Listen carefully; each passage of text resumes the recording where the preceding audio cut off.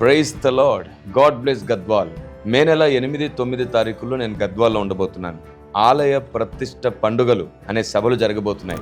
MB Shalem సంఘం తుమ్మిళ్ళ వారు నిర్వహించు నూతన ఆలయ ప్రతిష్ట పండుగలు మే నెల 8, 9, 10 తారీఖుల్లో అనగా శుక్ర, శని, ఆదివారాల్లో చివరి రోజు ఆలయ ప్రతిష్ట కార్యక్రమం జరుగుతుంది. స్థలం ఎంబీ షాలేము సంఘం తుమ్మిళ్ళ గ్రామం, రాజోలి మండలం, ఆలంపురం తాలూకా, జే గద్వాల్ జిల్లా, తెలంగాణ. వివరాలకు మీకు నంబర్స్ ఇవ్వబడుతున్నాయి. దూర ప్రాంతం నుంచి వస్తున్న వారు తప్పకుండా సంప్రదించి హాజరవ్వండి. స్థానిక సంఘ కాపరి రెవరెండ్ తిమోతి గారు ప్రేమతో ఆహ్వానించువారు. సంఘ పెద్దలు, సంఘ సభ్యులు. కన్వీనర్ రెవరెండ్ హెచ్ శాంతిరాజు గారు, ఎంబీ మిస్పా సంఘ కాపరి, గద్వాల్. తప్పకుండా హాజరవడానికి ప్రయత్నం చేయండి. ఈ 2 రోజులు నేను మీ మధ్యలో ఉండబోతున్నాను. విశేషమైన సంగతులను మాట్లాడుకుందాం. ఆదికాండం నుంచి ప్రకటన గ్రంథం వరకు సంఘం అక్షరాన్ని గుర్తించినట్లుగానే ఆ అక్షరంలో ఉన్న దేవుని ఆత్మను కూడా గుర్తించడం ఆత్మదేవుని చిత్తం. ఇప్పటికే మనలో ఎందరో అభిషక్తులు, పండితులు, మహానుభావులు, ప్రవక్తలు, అపోస్తలులు, భక్తులు వాడబడ్డారు. మనకు తెలియని వందల వేల సంగతులు నేర్పించారు. అయితే ఈ చివరి దినాలలో అత్యవసరంగా వాటన్నిటిని జీర్ణించుకోవలసి ఉన్నది.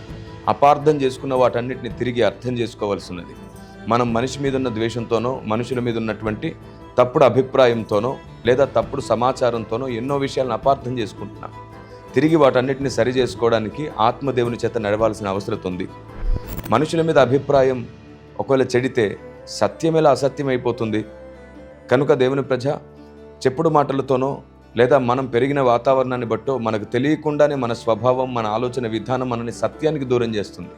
అలా కాకుండా గడిచిన కాలం అంతట్లో జరిగినటువంటి పొరపాట్లను, ఎందరో భక్తులను మనం పుట్టక ముందు నుంచి సాతాను అపార్థం చేస్తూ వచ్చాడు.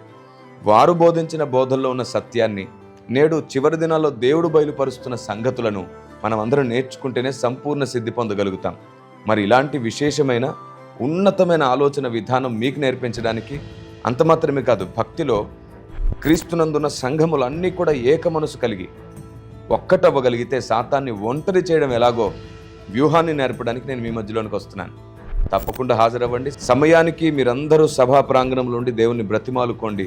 ఆయనే ప్రత్యక్షత గల మనసిచ్చి మనల్ని నడిపించునుగా. May God bless you.